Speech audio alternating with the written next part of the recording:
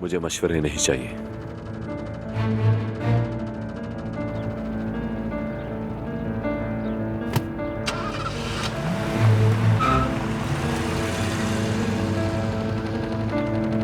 فکر مت کریں امی، بابا نے کہا ہے نا وہ لطیف کو لے کر آئیں گے.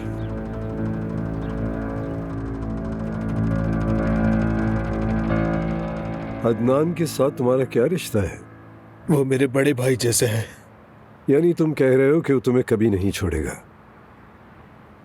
وہ صرف مجھے ہی نہیں بلکہ خاندان میں کسی کو بھی اکیلا نہیں چھوڑتے.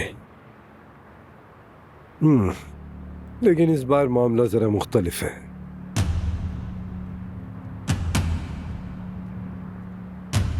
اس بار تمہارے خاندان میں سے کسی ایک کو قربان کرنا پڑے گا، کیونکہ قاتل خاندان میں سے ہے، نہ عدنان اور نہ جمیل.